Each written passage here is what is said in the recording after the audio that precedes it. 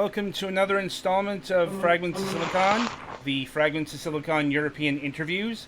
Joining us at a special time, earlier than usual, is our good friend Ben, formerly of Sushi, now of TA Publishing. Hi. Hi. Well, right, so, it's been a while since we had you on the program. Indeed, it was a few years ago, kind of in another life.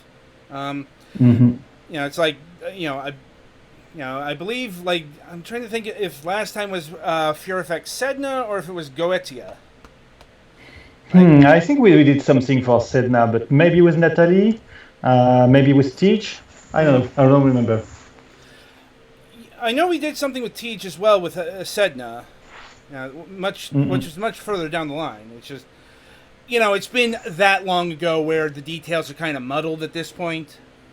But anyway, so I'd like to start things, and I know you mentioned before we got started that, you can't get into too many details, but there are some pieces of information in regards to Fear Effect Invented and Sushi that you wish to share with us on this morning. Absolutely. The fact is that we had to stop Sushi like 1 year ago, maybe a bit less, for various reasons. I don't think it's very important to speak about this precisely, but I want to reassure everyone that we are still working on Fear Effect, not with Sushi anymore, but we are still working on Fear Effect with the same team behind Panzer Dragoon. So I think it's seal of quality. The project is in good hands, is moving forward, no problem, and fans will get the remake soon. Yeah, that is good to hear because it's like I haven't heard anything about Reinvented since about October, November of last year. I think that was the last time it was seen in public, and we showed the demo at the Paris Games Week. I think it was in October or something like this, and just after we had to stop Sushi. So yeah, you had no news, but the project is still moving, and I can't say more, but I think you will get some news soon about this.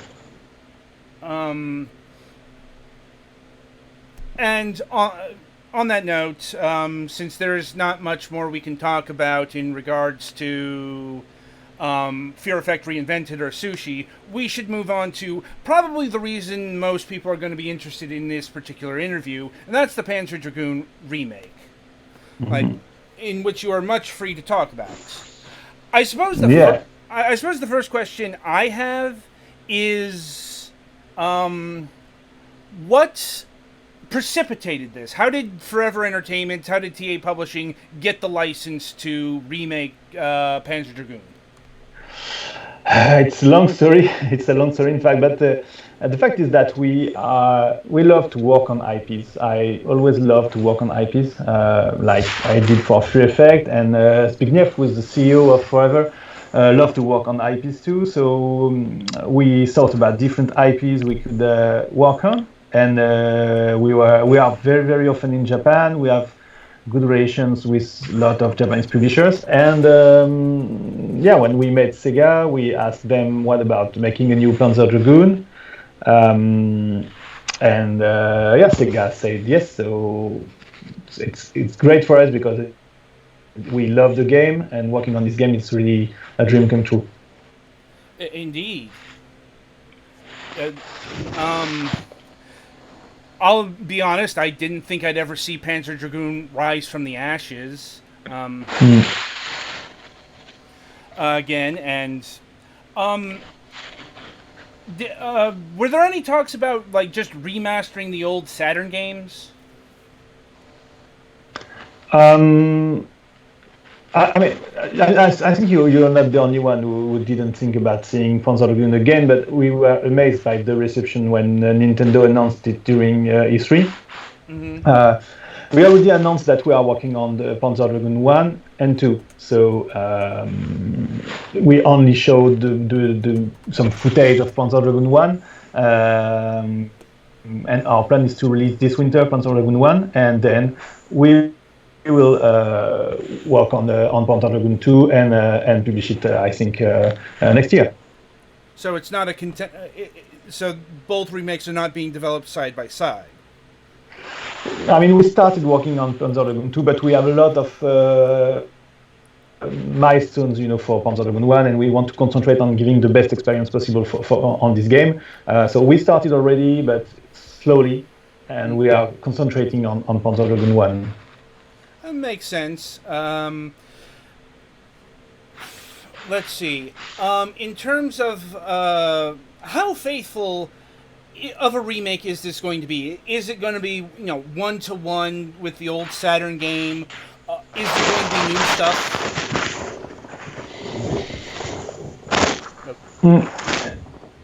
In terms of gameplay, we want to be 1-to-1. That's the idea behind the game. It's to make something very, very similar, because we think that the gameplay is really modern. Even when you play Panzer Dragoon today, it's really enjoyable. It's not the case with all old games, but it's the case with Panzer Dragoon. Of course, we are trying to improve it in terms of graphics, but in terms of mechanics, we want to stay very true to the original game. We will add some mods that we will announce later. We'll add a few modifications, but we really want to ensure that the people who played Panzer Dragoon 1 25 years ago have the same feeling with the Panzer Dragoon. So like aiming for basically a remaster except from the ground up? Yeah, except we are adding some tweaks, and mods extra, but it's not a lot, but it's... So I always have a problem with the remake, HD word. I don't know exactly what it is. It's our version of the piece of art from 95. Fair enough. Mm-hmm. And I suppose the question I have is, are you concerned at all about the length of Panzer Dragoon? Like, it's a rail shooter, and it's not known for being the most lengthy of genres. Like, a good example is Nintendo's difficulties with the Star Fox franchise, and making new Star Fox games that are just rail shooters. You're right. It's one of our not concern, but it's one of the challenge, definitely. Because the game is not extremely long. But in another end, if you want to master it, if you want to make high score, it's longer. And of course, the price will reflect the fact that it's not an extremely long game. So you can't expect a $60 game or something. It will not be the case, definitely. Makes sense. I mean, it was like that price back in the day, but it's not 1995 anymore. No, definitely, and it would the price will be related to gameplay length. So yeah, it's I don't know. I don't know if we can say it's an indie game, but it's definitely a game made by a small team with passion and with all they have. But it's not a AAA game. It's not a very long game. It's Panzer Dragoon. It does occupy a weird space, but not a unique space either, because Sega's been farming out its some of its IP to other developers. A good example is like the upcoming Streets of Rage 4. Definitely made in France. Yeah. I mean, that's also not a AAA title, but it's being powered by indie developers. So you can definitely make a comparison with Streets of Rage 4 in terms of philosophy behind the game, even if Streets of Rage 4 is a new episode in the franchise. But yeah, that's something Sega is very like to do with small studios, giving the chance to small studios. And I think it's great. Another example is the Sonic, made by the indie studio. I don't remember the name. Sonic. Yeah, It's like Elder Pixels or something like that. Oh. Alex, do you remember? Hmm? Do you remember the people who made Sonic Mania? Okay, it's Sonic Mania, yes. Sonic Mania. Oh. No, not off the I think Headcanon or something. Yeah, it's like, and now they formed like a new studio. But Yeah, it's sorry. like, yeah, that is another example of this kind of thing. It's like, Exactly. And you've got the Wonder Boy and Monsterland remake, and Exactly. Monster Boy and the Cursed Kingdom. All these games have been made by indie teams, and Mm-hmm. when you see the quality of the games, you can't say it's a problem. In fact, it's all these games are very great. So I think indie team with Sega behind trying to help them to make top quality game, it's really working. It's a very nice way of working all together. Mm-hmm. Yeah, I'm not going to be on the team that says like all indie games are great or anything, but I think there are significant impediments to a lot of AAA games being really great, since they cost so much and they take so long, and they have to be focus tested into the ground and all that stuff. It's true. Maybe that's the definition of indie. We take maybe more risks than the AAA can afford, and sometimes it's successful. Sometimes it's less successful, as Sedna showed, but still we took the risk and we see what happened. Right, and does Sega have any oversight of this project? Like, do you communicate with any of the branches of Sega? Of course, we are sending them monthly build and getting feedback, and we are working very, very closely together. Now, are you like working with like the people who made the original Panzer Dragoon games on this in some capacity? I can't say a lot about this today. Only thing I can say is that what is public is if you follow me on Twitter, you can see that I think in February I tweeted the picture of me with Futatsugi-san, who was the creator of Panzer Dragoon. So I met them during GDC. I can't say more today, but as we did for Fear Effect, involving the former team is extremely important for us. So yeah. Okay, and I'm not sure how well you'll be able to answer this question, but is this game going to use quads? Sorry, what? Okay, so the original Panzer Dragoon was on the Saturn, and the Saturn did 3D graphics really weird. Instead of using 3-sided polygons, it did 4. I know what you mean. I'm not the technique guy, but I know what you mean. No, for a simple reason, we are developing in with current graphical standards, and today it's all in 3D, not pre-render, etc. So it's, as I say, it's a very modern game, especially in terms of graphics, and we don't use any old technique at all in the game. Okay, that's about what I expected. Yeah, I mean, and the graphics are so much higher resolution that it shouldn't be an issue. It's just that's one of those weird things. Like, it's one of the reasons why you basically wouldn't, even if you had like the code and wanted to, wouldn't be able to just like straight port it, because it's like, okay, this is designed in a completely different style. Yeah, Saturn games are very odd in their design, not only because of the quads, but because there were essentially like 2 engines in the Saturn. Like one handled certain parts of the graphics, the other handled it's all very technical, but the upshot is it makes for hard porting of Saturn games. I suppose in the case of Panzer Dragoon 1, it wouldn't be so difficult because there was a PC version released back in the day. But, I don't think Zwei ever got a PC release. I could be wrong. Yeah, but the development back then was so different compared to today, so it's impossible, and we don't want to, because everything changes, so we want to have the freedom to change, to tweak little, etc. So we definitely need to redevelop from scratch when we start this kind of project. Right. And Let me see. In terms of the voices, how are you handling the unique language of Panzer Dragoon? For this one, we are making it 1-to-1, so it's exactly the same. The thing is that story was much more important in Panzer Dragoon 2 than in Panzer Dragoon 1, and much more developed.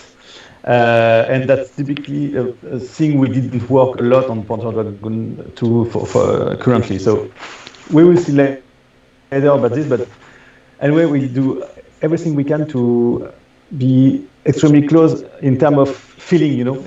We want, when the player plays the game, we don't want them to say, "Oh, okay, something changed here." We want them to say it's exactly the same.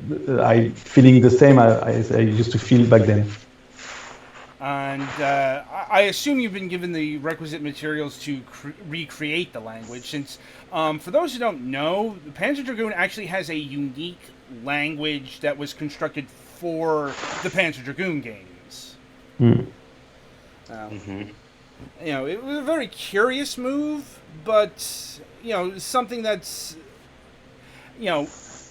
goes the extra mile in making the world, for lack of a better term, a world. And I suppose the first game didn't need a whole super ton of plot when you're just, the premise is like, hey, what if shooter, but you're on a dragon, and that can be enough sometimes. This is true. Go ahead. No, I agree. I agree, and we have. For this first one, we have a lot of challenges in terms of sensation, feeling when you play the game. So we really concentrate on this one currently, and after, I think language is extremely important. It's a detail in terms of development, etc., because we can use exactly the same. So we focus on important things, and after we'll add all the details and what.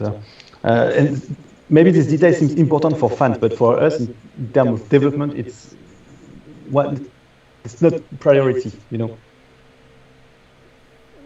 Makes sense. Now, moving away from the voices, what about the music? Is that being recreated? So it will be recreated for sure. And I ask you to be patient and stay focused, because we will get some news soon. I can't say more today, but we will get some news soon. And as always, we try to please the fans first. So I think you can imagine what I want to say. But yeah, we will get some news soon. I think I can imagine what this may portend, but I'll keep that to myself at this point. But thank you. I'm like, it wouldn't help asking anyway, because I know what NDAs are. Right. Let me see. Now, is this game being built in a middleware engine like Unity or Unreal? Yeah, it's made with Unity. Not a surprise there. So this game was revealed at Nintendo's Direct at E3. Does that mean it's a Nintendo Switch only game? No. Answer to your question is no. It doesn't mean that it's Nintendo Switch only, but we didn't announce any other platform yet. That is it. Yeah, I'm like, that is interesting. I suppose, is it a timed exclusive to the Nintendo Switch? I can't say more now. I'm sorry, I can't say more, but no, I can't say more. I can't say more, but just keep in mind we didn't say that it's only on Switch. So it's coming out on the Nintendo Switch, and then it will also be launching on the Redacted at Redacted. It's what we call time exclusive, but it's yeah. I can't say more. Yeah, I can't say more. And in regards to the Nintendo Switch, is this going to be utilizing any sort of unique features of the Nintendo Switch? Like, is it going to use the HD Rumble? Is it going to have gyro aiming? So that's exactly what we want to do. But currently, I can't say what will be exactly in the game, because we are, as I said, focusing on the feeling of the game. And when everything will be extremely okay for us, and for the people who are testing the game, in terms of content, in terms of feeling, then we will add the mods I was talking about, the features, etc., etc. So that's something we have in mind. I can't say what will be in the game now because I really don't know. But that's something definitely we have in mind. Right. So definitely planned, but too early to say for certain. Yeah. Makes sense. Since there's a good half year before this gets released, give or take some time. It's like if we're looking at winter. Yeah, and we announced this winter, and winter is coming, as you know. Yes, it is. Now, moving beyond faithfulness and possibly, new modes, are you looking to add new places, new content, new things to this remake that weren't there or were on the cutting room floor back in ye olden times? If you're speaking about modes and graphical tweaks, etc., yes, but not about the content. The content will be exactly the same as in the first game. You will get exactly the same backgrounds, levels, bosses, enemies, etc., etc. We will not add any new boss, any new enemy, nothing from because that's something I'm requested very often. It's, will you have something from Panzer Dragoon 2 in Panzer Dragoon 1? But no, we won't, just because it will kill the spirit of the game. So in terms of content, we will stick one-to-one to the original Panzer Dragoon. That is an interesting stance to take because, not every remake takes that stance. The Resident Evil titles come to mind immediately. In something that's been transposed to modernity by changing a lot. You're right. But I think for Panzer Dragoon, it's extremely different because Resident Evil didn't really stop. You had new episodes every day, every not years, but maybe every 2 or 4 or 3, 4 years. But Panzer Dragoon didn't exist for 20 years. I agree. So I think. Of course, I'm speaking about the first episode because after you had Horta and etc. But for the first game, if we want to revive the franchise, let's do it simple for the beginning, and then let's see, maybe we'll get other projects more complicated with more content. But for the first and second one, let's stick to what's the game. I can understand the impetus here, especially since it's not just that Panzer Dragoon hasn't been around since, arguably about 2003. It's also that the original Panzer Dragoon games aren't really accessible in the modern age. It's like if you want to play, there are actually there are more options to play Panzer Dragoon 1 than Panzer Dragoon Zwei, but I think. For example, Panzer Dragoon was a extra in Panzer Dragoon Horta, but that's still the original Xbox. There's no good way there to play the original 2 games if you want to play them now. If you don't have a Saturn or a compatible PC. Yeah, you're right, and I know that, for example, in Europe, the Saturn didn't sell a lot, so you have very, very few people who really played the game when it was released. But it's very, very solid fan base. In fact, it's impressive. That's something we were extremely surprised because the fan base is still there after all these years. Sega types are very dedicated, if nothing else. I think so. Yeah. And not just to the to the Sonics of the world. It's like they do have attachment to everything. Like Sakura Wars is coming back, and so on and so forth. And I think they are lucky because the Sega is one of the company who's treating their IPs with a lot of care and listening to their fans. So it's for old school gamers, it's a really great brand, Sega. Indeed. And another question about the Panzer Dragoon games is this going to be an eShop only game, or is there going to be a physical release as well? It's a good question. We announced that the game will be released physically, but we didn't say how or with which partner. But yeah, definitely you will be able to find Panzer Dragoon in your shop. And on that note, are you looking to release one after the other, or have the two of them together in a physical bundle? No, we will release one and then zwei later. Yeah. Okay.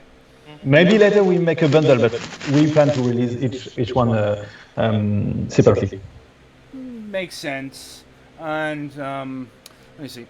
How many people are working on this? And how did you select the team behind the people that are powering the Panzer Dragoon remake here? So in fact, the remake is developed by Megapixel Studio, with a child company of Forever Entertainment in Poland. So it's a very skilled team behind Olo. I think you know Olo. Olo, the FPS on Switch.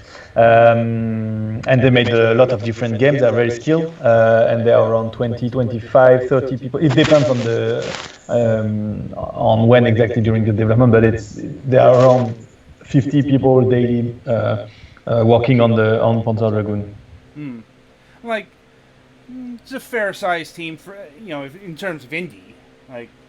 Certainly that's not AAA, but that's also on the larger end if we're on the indie scale. It's what we call double A. In fact, it's not triple A. It's not indie because it's too big to be indie, but it's double A. I've heard the term before. And now, in terms of the graphics, exactly what kind of resolution and frame rate are you targeting for the Switch in both docked and portable mode? We are targeting 720p for portable mode and 1080p for dock mode. Mm-hmm. And for frame rates, I think it's 60, but I'm not absolutely sure. I will need to ask the dev team, but and anyway, if we chose 30 instead of 60, it's just to be closer to the original in terms of feeling. Every decision we make is just about this, about what is the feeling compared to the original one. We tweaked the speed a lot recently. Even if you compare to the trailer, so it's much faster now compared to what you saw during Nintendo Direct, because we really want to have exactly the same feeling. I'm trying to remember if the original Panzer Dragoon games were 60 FPS back in the day. It's it's been so long, I don't remember. Yeah, I think it was depending on the region you were, I think, back then. It's possible. It's once again, for those who don't know, back in the day, different regions had different frame rate. It's for example, if a game was 60 FPS in NTSC, it ran at 50 FPS in PAL regions. Exactly. Yeah, which meant games that were tuned for Japan or America ran about 10% slower. So of course it's useless to say that our target is the Japanese version of the game. It makes sense. And let me see. Golix, do you have any further questions about the Panzer Dragoon remake? Not that much. I'm not super familiar with the original Panzer Dragoons, but it's interesting to hear where you're going with it, and it sounds good, and I'm going to try and get it. So. Mm-hmm. In terms of the next appearance of Panzer Dragoon, can we expect to see it at Gamescom? I can't say a lot about this. At least if you are in the business area, we will have a booth at Forever, and you can pass by, and we will get some switch with the games running, I think. But no, I can't say anything else currently. Okay, so I suppose it's keep your eyes open on that space. Yeah, exactly. No, you will get a lot of news in the upcoming weeks. I think. I'm sure.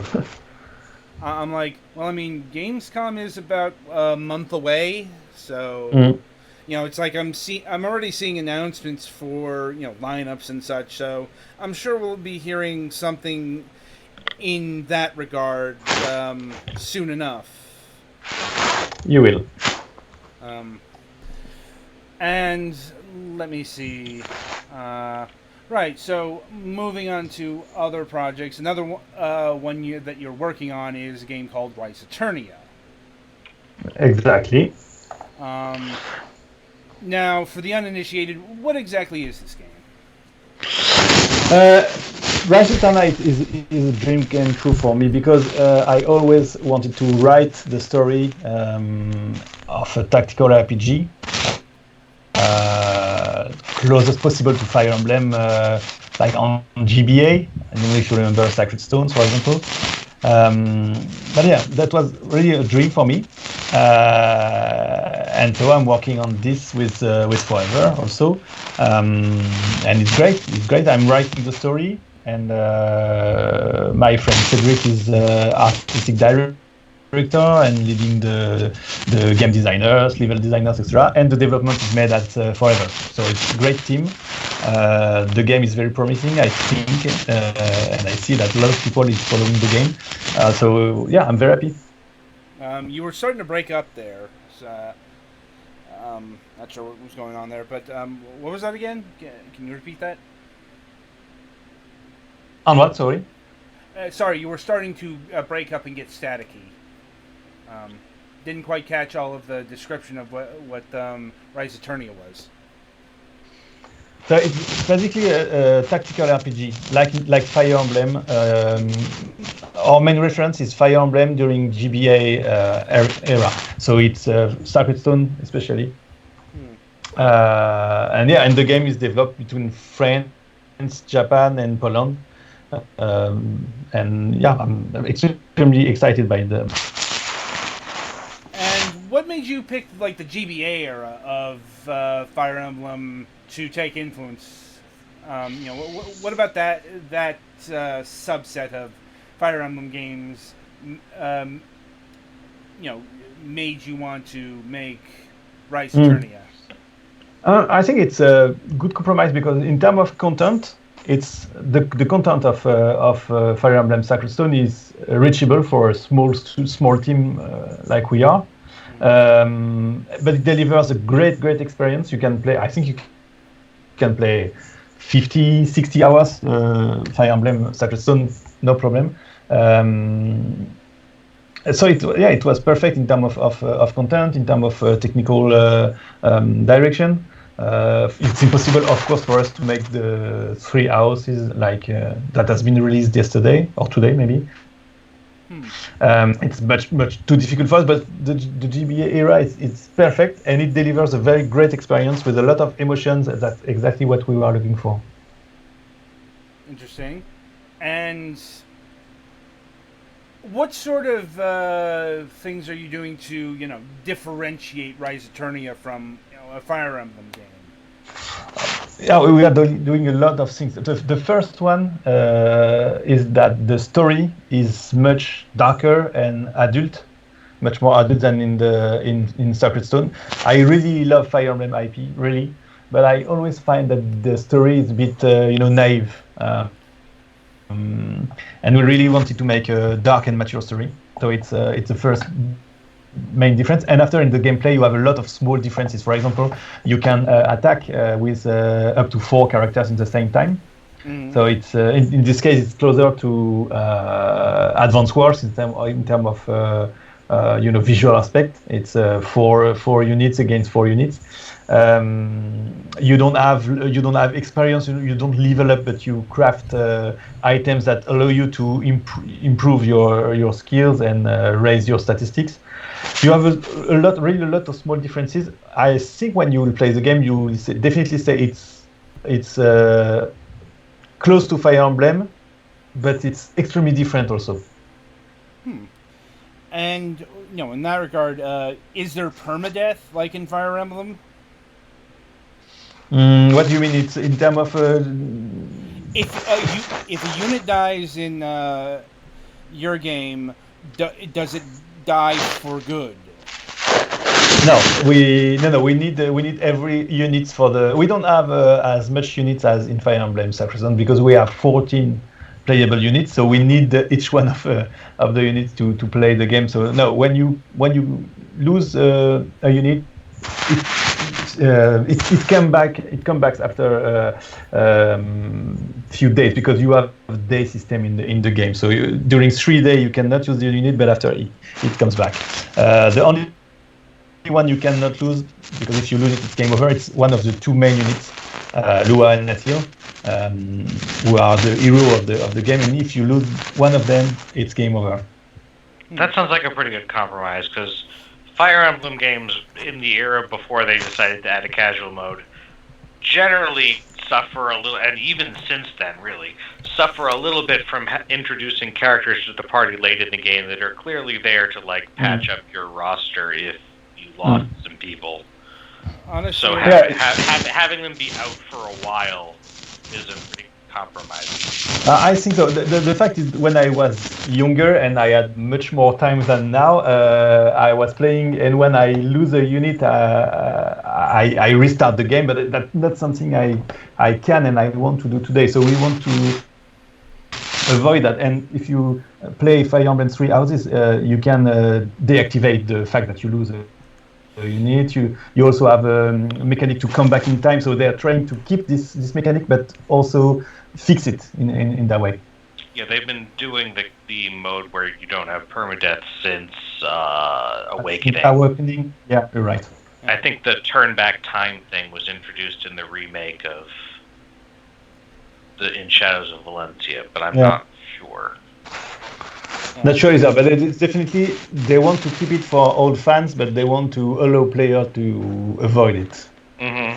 And to be honest, when I played a lot of Fire Emblems with permadeath, but when I play today, I choose to play without because it takes so much time to restart from scratch the maps, etc. And let's be real, most people restart when they lose someone. Mm-hmm. Yes, I